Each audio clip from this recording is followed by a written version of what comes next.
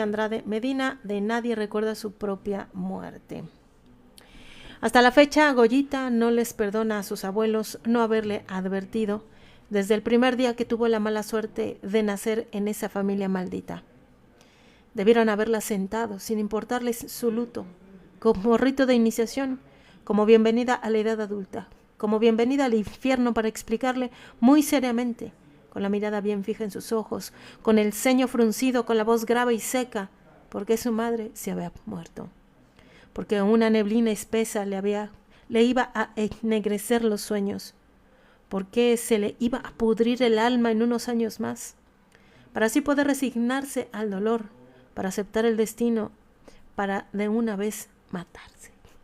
Rápidamente, el contexto de este libro es una novela escrita pues relativamente hace poco, 2024, donde nos narra esta preocupación de una mujer originaria de Oaxaca, donde está, me parece que está en la ciudad y le da lo que llamaríamos hoy, modernamente hablando, un ataque de ansiedad en una calle, le dio un ataque de ansiedad, pero como ella está construida bajo una subjetividad de la comunidad oaxaqueña, que tiene una cosmovisión, que tiene una realidad de explicarse la vida que le rodea, muy, muy de su pueblo, cuando ella siente este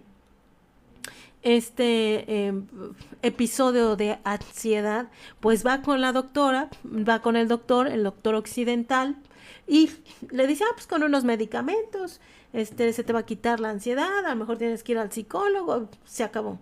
Sin embargo, ella está construida de otra manera. Ella tiene no solamente en su mente, sino en sus entrañas, los conocimientos ancestrales de un contexto muy cultural muy definido. Empieza a tratar de encontrarle, no la cura, pero sí la explicación de por qué pasa esto. Ella llega a la conclusión de que tiene una maldición, de que sus abuelos, de que sus padres, sus abuelos, hermanos, etcétera, pues por cierto tiempo, por ciertas generaciones han tenido una maldición, porque hubo una riña, me parece, con otra familia.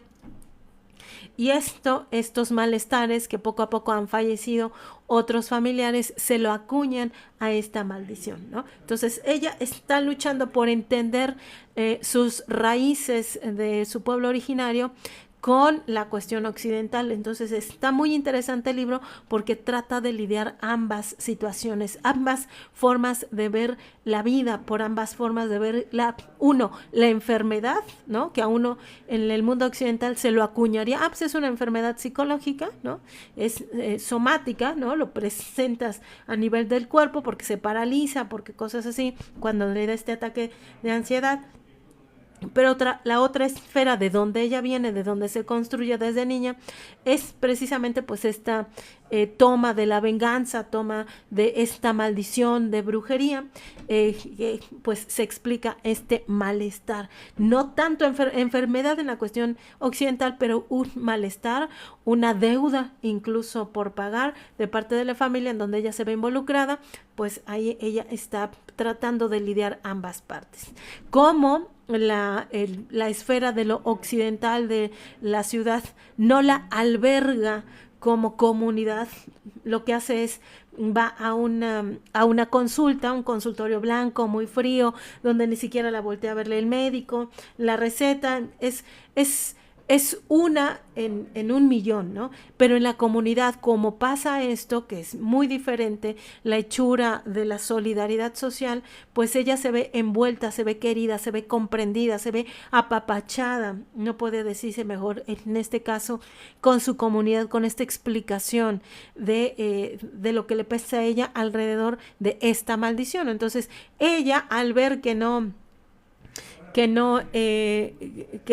se le trata e incluso se le ignora, se te va a quitar con unas pastillas y se acabó, sin tener esta profundidad de sentido. Entonces ella prefiere regresar a Oaxaca, a su comunidad, a aliviarse. No sé si a quitarse la maldición, pero sí a entenderla. Entonces estamos en este proceso donde ella se regresa a su pueblo para tratar de entender lo que le está pasando, ¿no?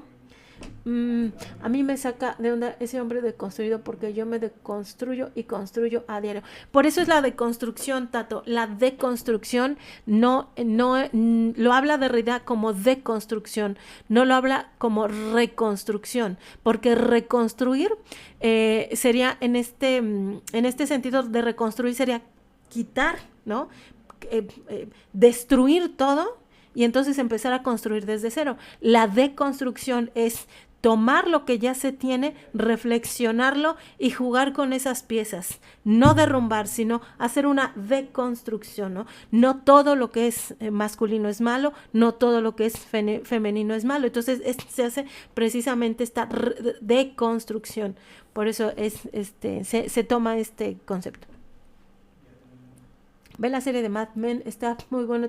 Fíjate que me la han recomendado, no la he visto, me la voy a aventar, mi querido Tato. Sí, a ver si la encuentro ahí en las Cubanas.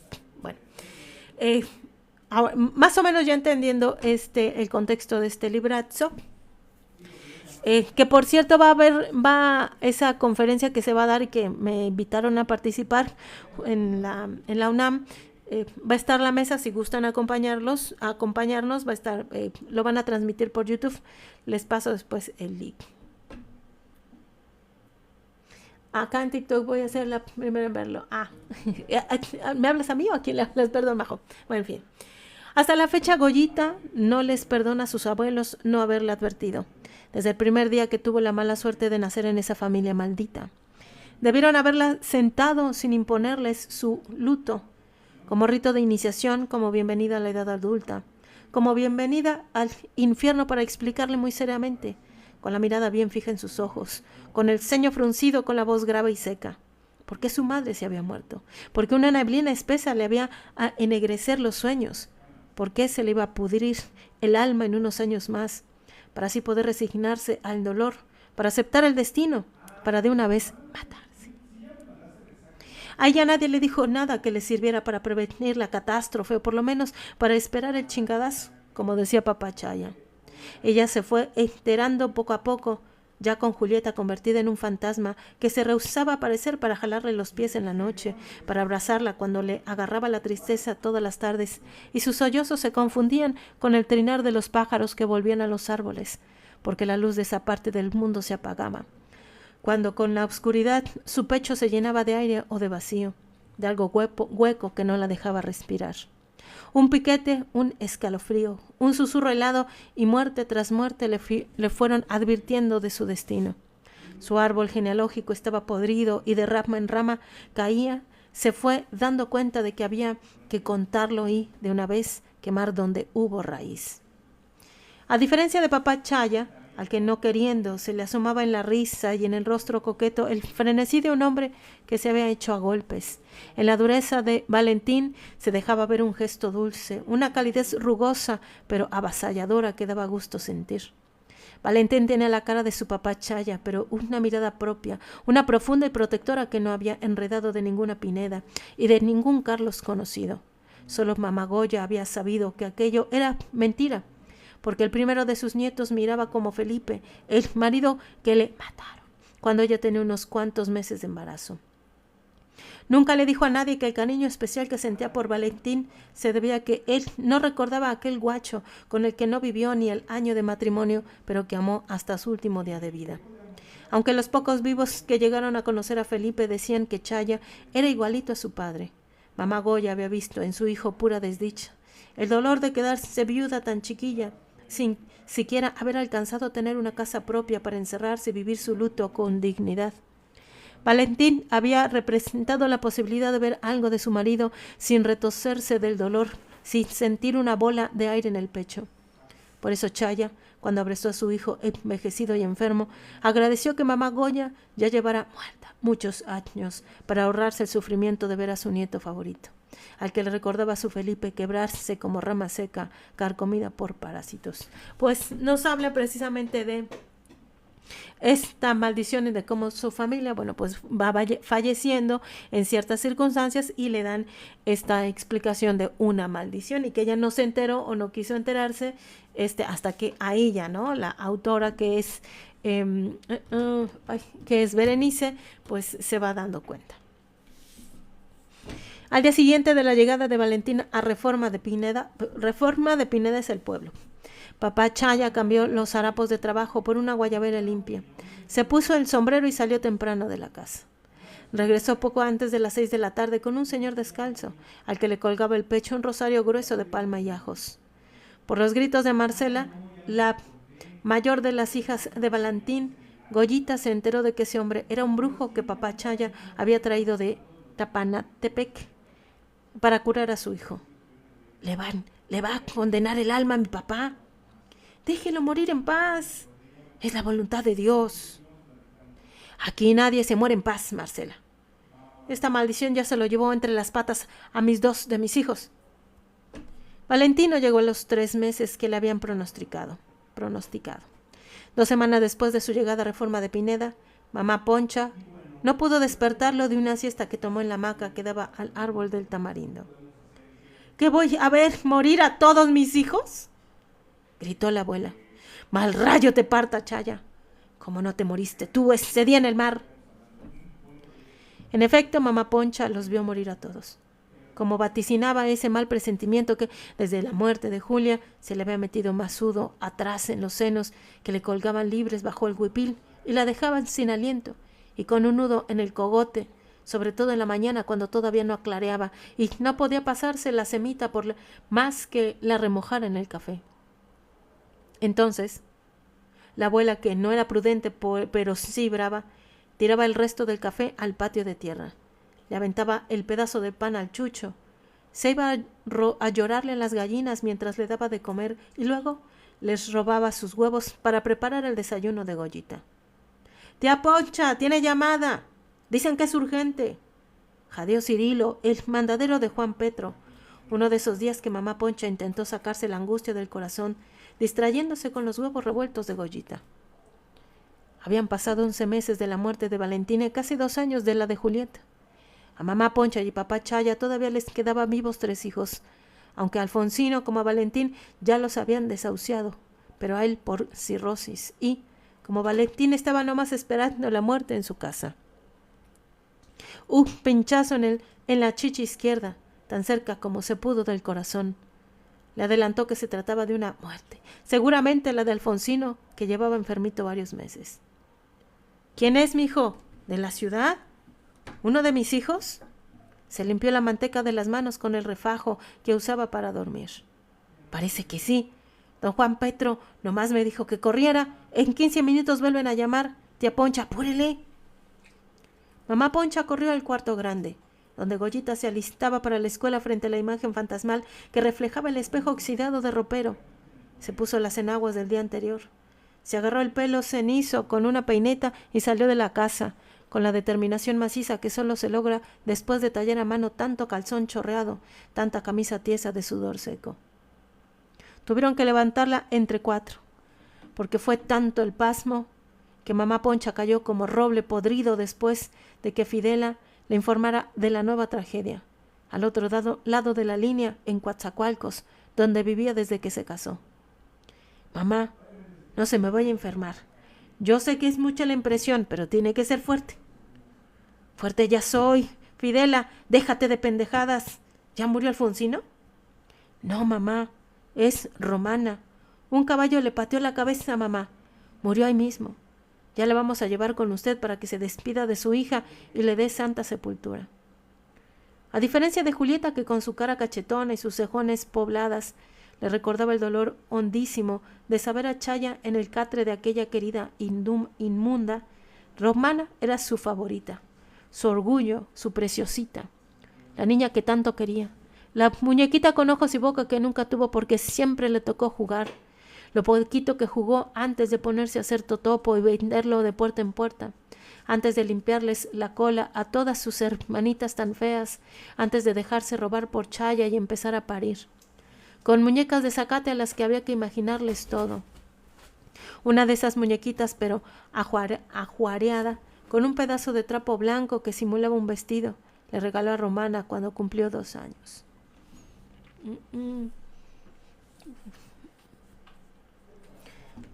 Saludos, Leslie, ¿cómo estás? Buenas noches. Ay, qué bueno. Ay, taquito de aguacate. Ay, qué chulada. Échale un poquito de sal y chulada. Su gorda, la más querida, como había ido a morir así, tan feo, enfrente de tanto borracho, tan sin honor.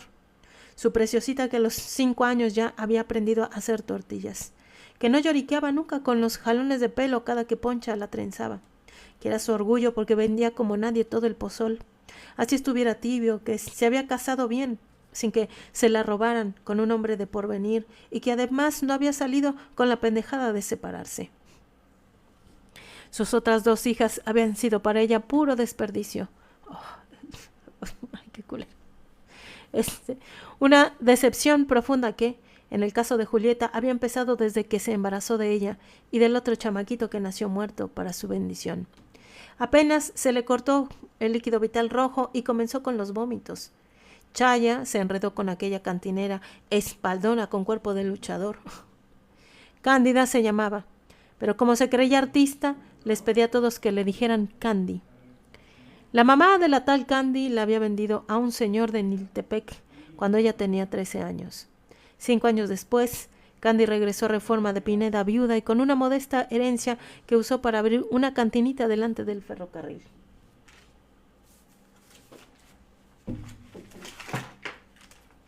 Déjenme hacer apuntes.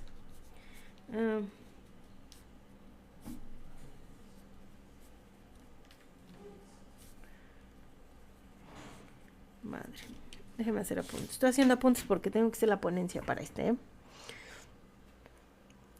Chaya, que en ese mismo tiempo ya era presidente del ejido, no tardó en mirarla.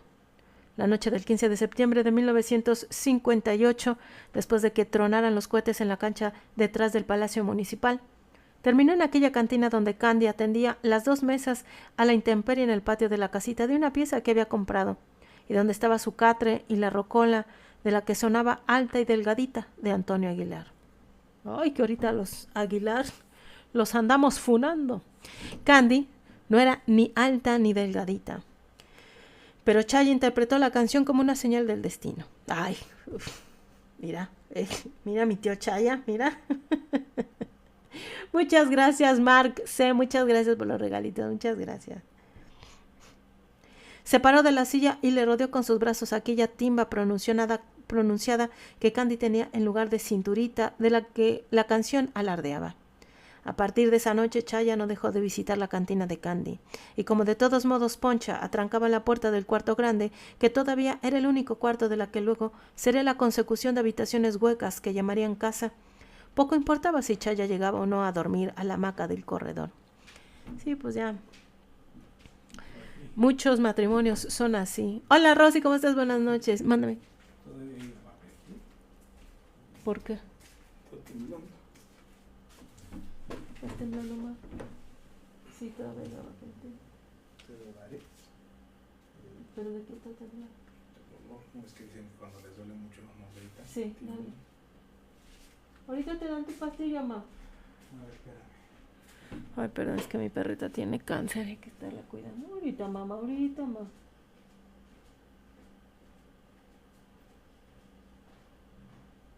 Ahorita, mamá, se te quita tu dolor.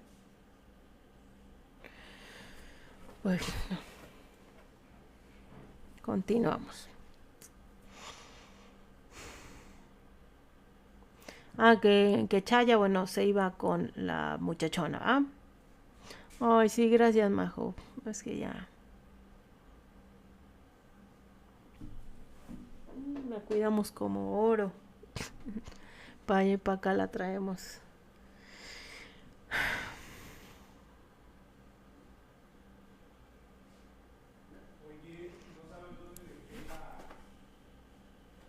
¿El omeprazol?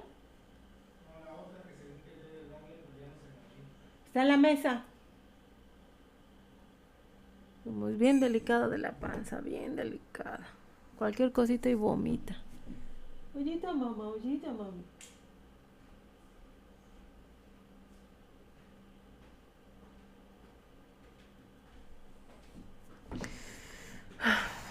Voy a dar esta, pero esta acuérdate que la tunda.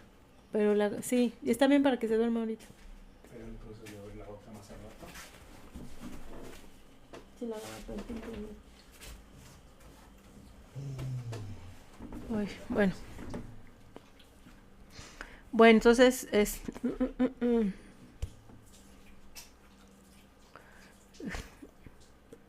Julia, ¿cómo estás? El patriarcado, ¿cómo estás? Arte, pobre, sí, pobre de mi gordo. Sí. Todo el pueblo sabía que Cándida era la querida oficial de Chaya. Y hasta él se rumoraba que, como ya había delatado, aquel encuentro pecaminoso ahora sí iba a dejar a la pobre de Poncha con los 2 chamaquitos que ya tenían. Eso estaban diciendo. Valentina y Romana, y el que estaba por París. Pero tan pronto los dolores de parto empezaron y la partera se dio cuenta de que venían 2 bebés, Chaya se fue con todo y yunta, enloquecido por una emoción maniática. La cantinita de Candy para decirle que ya no iba a verla más porque su mujer iba a tener cuatitos. Cosa que, como muchas otras promesas, terminaría incumpliendo, porque serían amantes hasta la muerte de ella. No pudo. Muchas gracias, Pau, muchas gracias. Ay, sí, mi querida Toto, pues... Es mi gordo. Con ella empecé mi familia.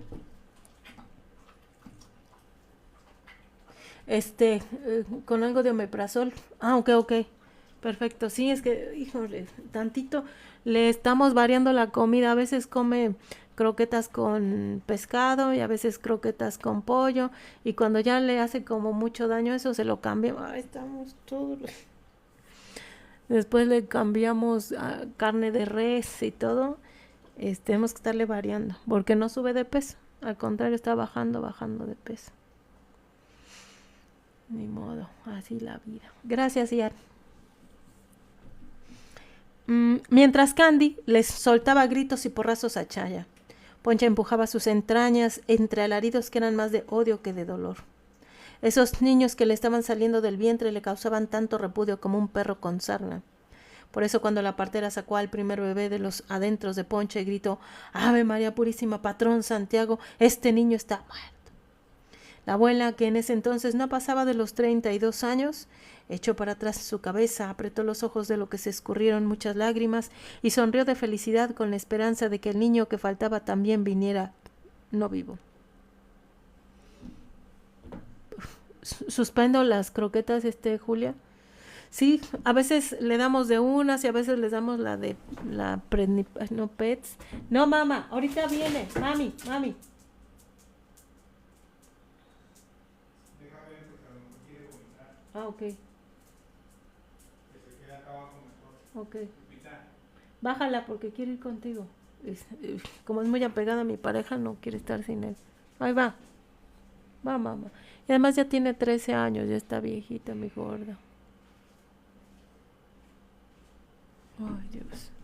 Licúa avena con respecto frito. Con respecto. En aceite de oliva, rayas zanahorias de erizo con grenetina. Ah, espérame, deja apuntarlo, no se me olvide. Avena.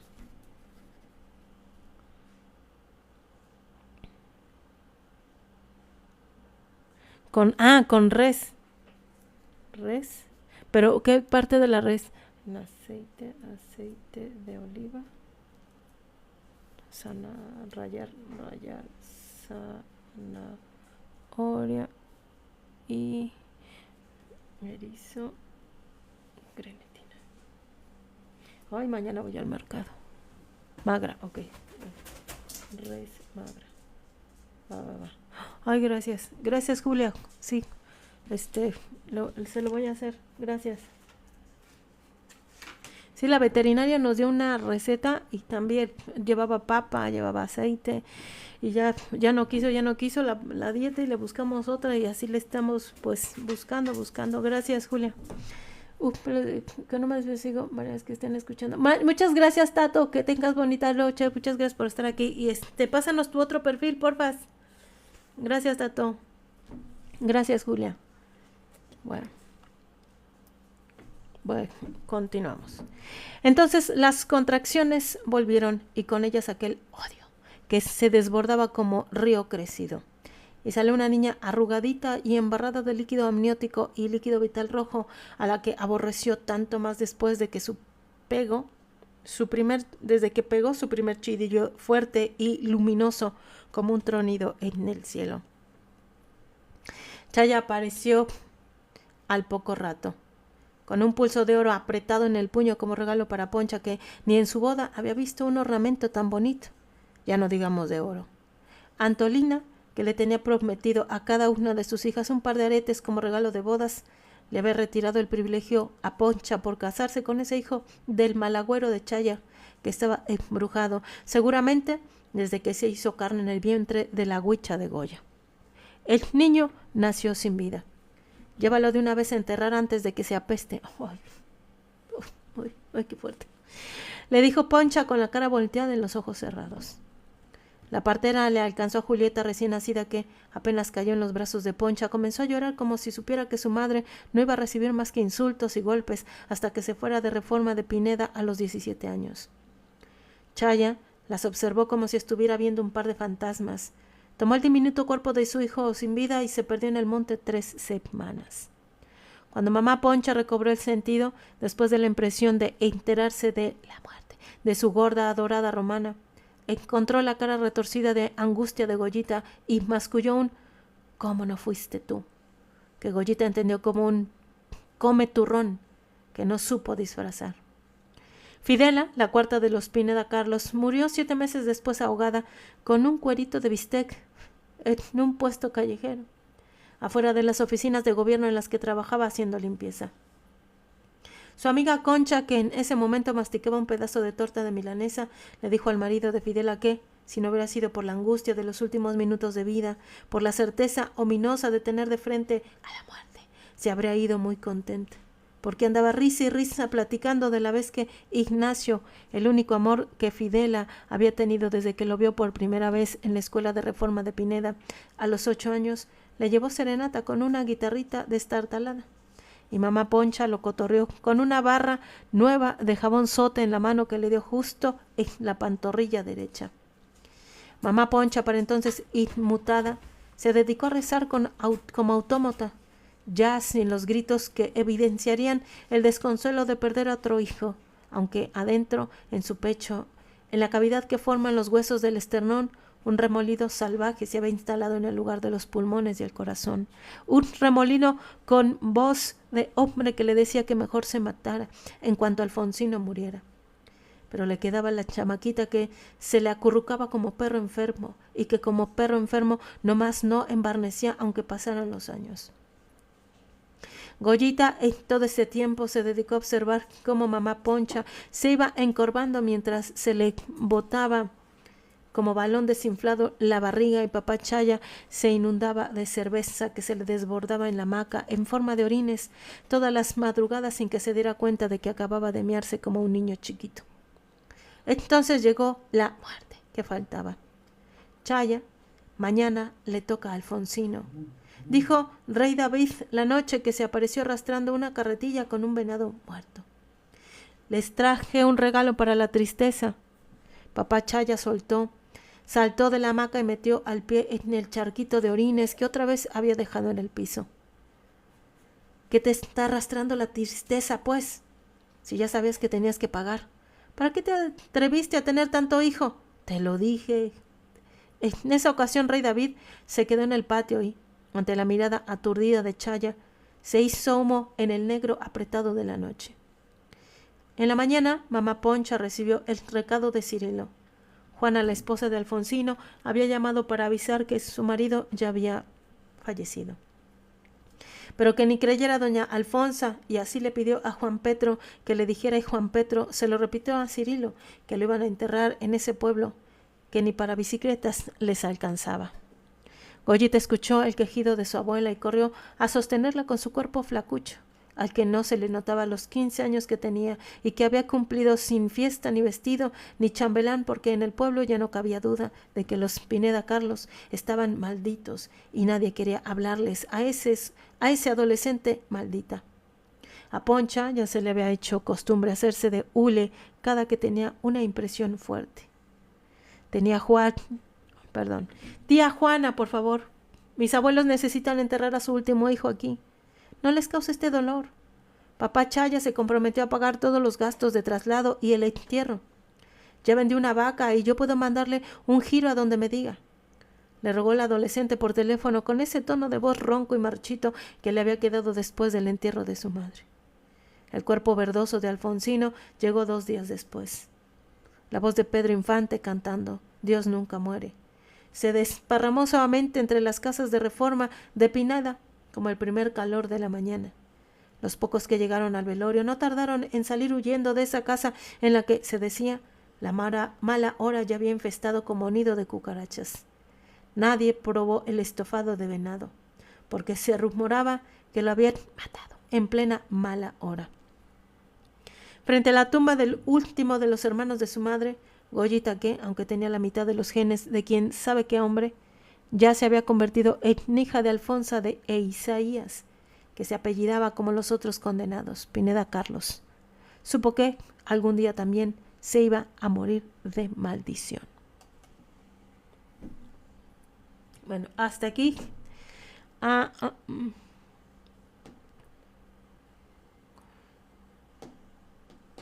Bueno, hasta aquí vamos a dejarle a la lectura. ¿Qué les parece?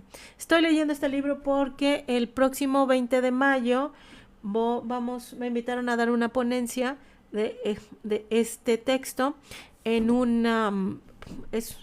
déjenme pasar bien la información. De hecho, hoy me mandaron la invitación formal. Es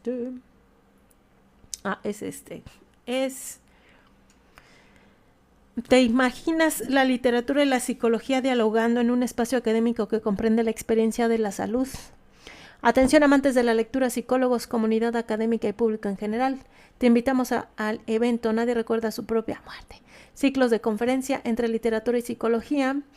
Un espacio donde la literatura y la psicología dialogan abordando la obra desde perspectivas clínicas, éticas, políticas y antropológicas. Antropológicas es porque ahí me hicieron el favor de invitarme. Participa Berenice Andrade Medina, la autora de la obra, quien compartirá su proceso de construcción narrativa. Es este 20 de mayo de las 2 a las 6 de la tarde, a las 2 en la presentación de la obra, supongo que el de la autora, a las 3 la evaluación e intervención psicológica, a las 4 ética y política en la intervención y a las 5, que supongo yo que es mi ponencia, es la perspectiva antropológica. Se va a transmitir por el canal de YouTube de la FES Iztacala de la UNAM. Sí, ahí estoy yo. Ahí estoy. No había visto. No había visto el flyer. Para que si quieren ver la ponencia, echarnos ahí. Porque ya tengo tiempecito de no exponer. Ya tiene tiempecito. En público exponía tiene rato. Una de las actividades que más disfrutaba en este mundo mundial, ir a ponencias en la universidad. Déjenme ponerles el flyer, que ni lo he visto yo bien. Aquí está. Ahí está. Miren Nadie recuerda su propia muerte, ciclo de conferencias entre la literatura y la psicología. Ahí está. Miren, ahí está mi nombre después de años. Otra vez una ponencia. Qué bonita. Presentación del libro va a ser la autora. Después evaluación e intervención psicológica de la maestra Ciania. Después, ética y política de la intervención del doctor Ricardo y yo. Ahí estoy. Miren qué bonito.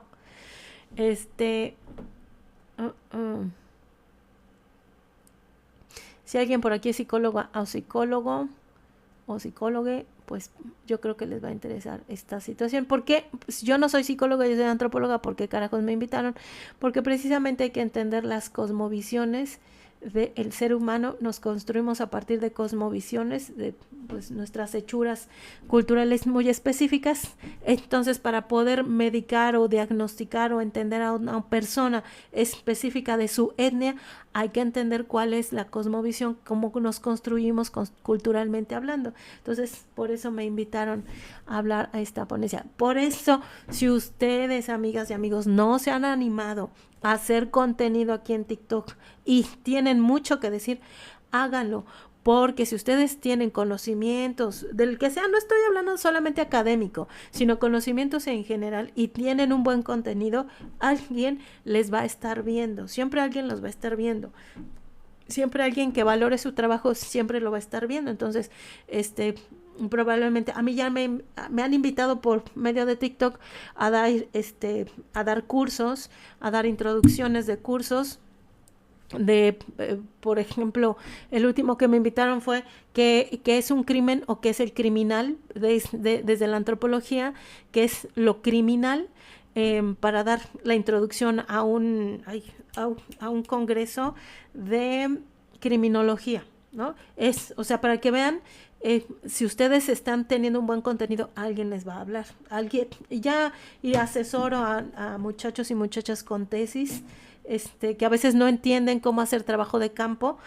Pues como trabajo de campo, como desde la antropología tienes que hacer esto y esto y esto, ¿no?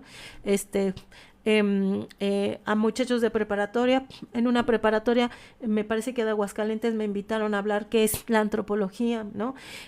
Otro que me habló igual de filosofía, que les diera igual otro concepto del ser humano, que es un ser humano, desde la antropología, todo eso.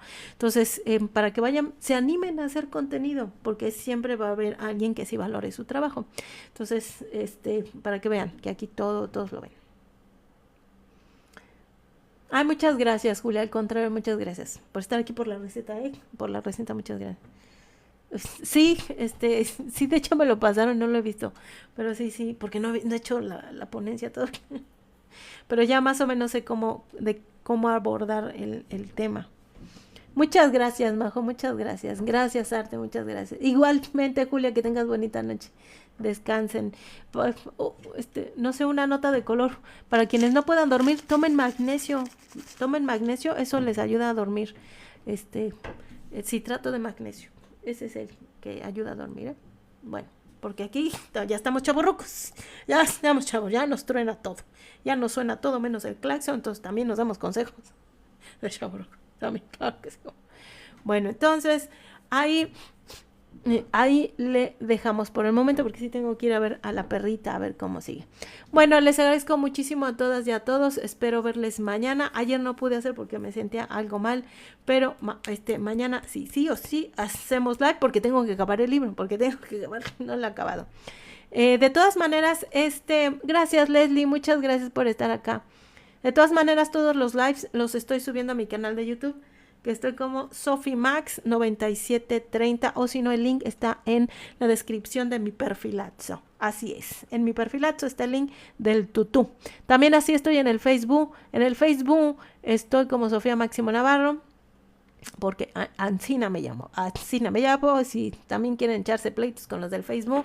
Ay, los del Facebook a veces son muy pleiteros, los del Facebook.